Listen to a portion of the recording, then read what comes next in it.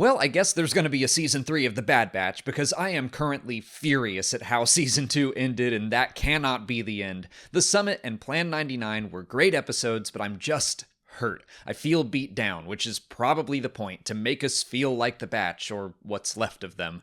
Clone Force 99 plans a mission to put a homing beacon on Hemlock's ship after finding out he will be at an Imperial summit at Tarkin's compound on Iriadu, which was awesome to see since it's only ever appeared in books and comics so far. I liked how Tech stood up for Crosshair, saying they don't leave their own behind, and everyone agreed. Over on Iriadu, as the summit began to assemble, I literally did the DiCaprio pointing meme at the screen when I saw Krennic. I wanted to see who all was there, and I started on the right, and my eyes got huge when I saw a white uniform and a familiar-looking face.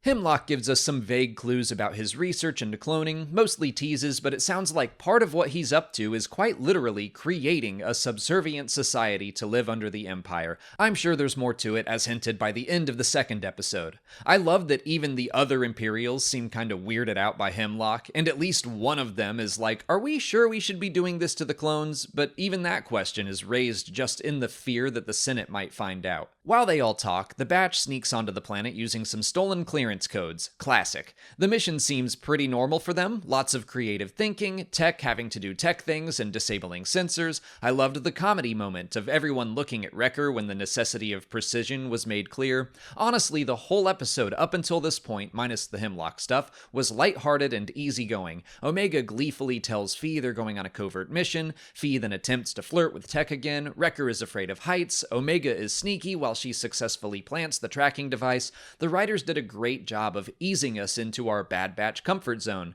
But the second Echo points out that there are hiccups in security that are not caused by them, I started to feel uneasy. Someone else was in there with them. And right when they found the explosives, I knew it would be Saw. Not that they saved that as some big twist, it was revealed right afterwards. I just knew he was the worst person to have around. He of course just wants to hurt the Imperials, while the Batch needs Hemlock to not only survive, but also leave and go back to Mount Tantus without suspecting anything.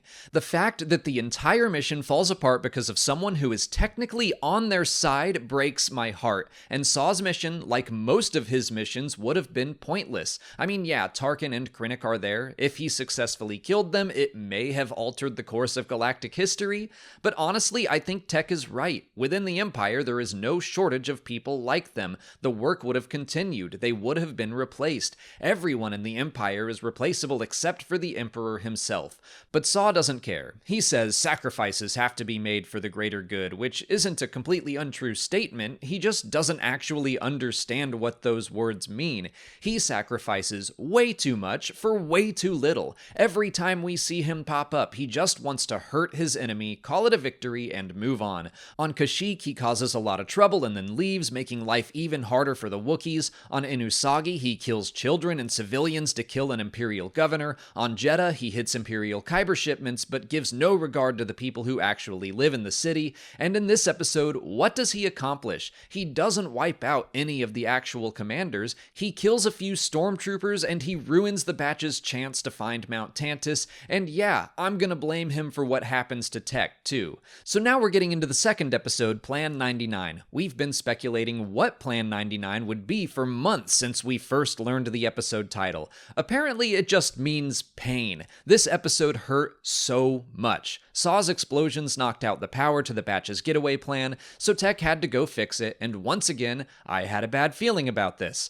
Tech got a lot of focus this season, and that goodbye moment with Phee just made me think that he was in danger. Even still, I didn't think they would kill him. I thought maybe they were trying to make us really believe he was in danger, but then he would make it out. But Tech actually does know that sacrifices have to be made for the greater good, and what that actually means. I am so furious he had to give up his life to save everyone else, all because of Saw Gerrera, a man he and the others refused to kill back in the very first episode, by the way. Saw says sacrifices have to be made, but it's never him making the sacrifice. He's more like Luthen in Andor, choosing who gets sacrificed and then claiming their deaths are for the greater good, when it's really just some meaningless death and destruction.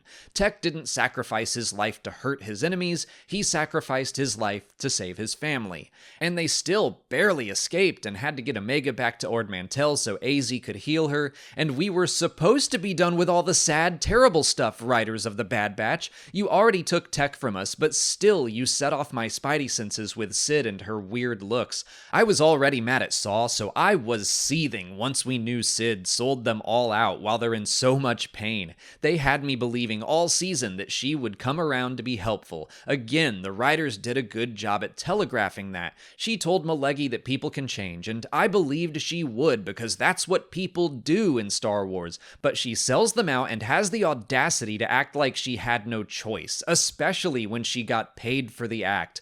I fully believe that in Star Wars, characters are never beyond redemption, but I am not rooting for Sid's anymore. She's on my dunzo list. Hemlock captures Hunter and Wrecker and tries to convince Omega to come with him in exchange for their lives, and she very smartly does not believe him. But freaking Scorch sneaks up behind her and gets her anyway. Fortunately, Echo is able to help rescue Hunter and Wrecker, but Hemlock escapes with her, and of course they vow to find her no matter what it takes. On Tantus, Hemlock hopes Omega's presence will encourage Nala Se to cooperate with them. We get another tease of what they're working on when she simply says what the Emperor wants is not possible. I like the idea that it's connected to Exegol and his desire to clone himself to keep his force sensitivity, which we know doesn't go great. And then we see a spooky room with bodies and tanks and clones strapped to tables, and Emery confirms the popular fan theory that she is another clone of Jango Fett. I assume she's like Omega, but with the accelerated aging. I am intrigued to see Omega and Crosshair in the same place. She's spent all her time with his brothers. I think this will be a very interesting dynamic, and I expect Emery will become an ally eventually.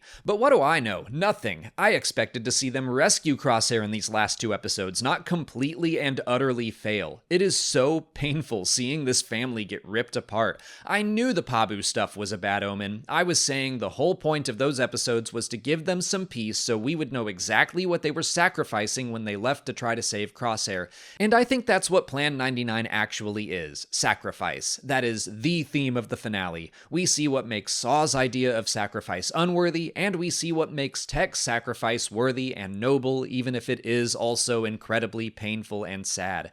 That's kind of my final review for these episodes as well. They were great and exciting and engaging, and then incredibly painful and sad. They made me furious, but in the right kind of way. This era of Star Wars is often known as the Dark Times for a reason. The early days of the Empire were difficult on a galactic level. People are losing hope. Hunter thinks there's no way to win a fight against them. In light of the big, scary, changing galaxy, Sid might be giving up hope on a more personal scale, hope that she actually could be better, because what's the point in the face of insurmountable evil? But I think hope has to start personally. The Bad Batch hasn't lost any faith in one another. They believed that rescuing Crosshair was the right thing to do. Hunter has hope that they will find Omega again, and Tech sacrificed everything in the hope that his family would live on, which I will not be getting over for a while. I'm in a bit of denial about that.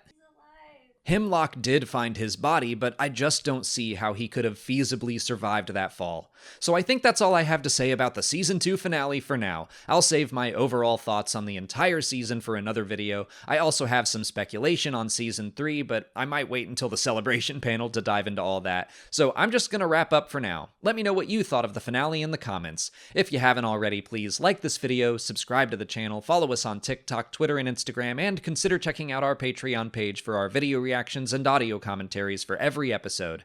As always, thanks for watching, and may the Force be with you.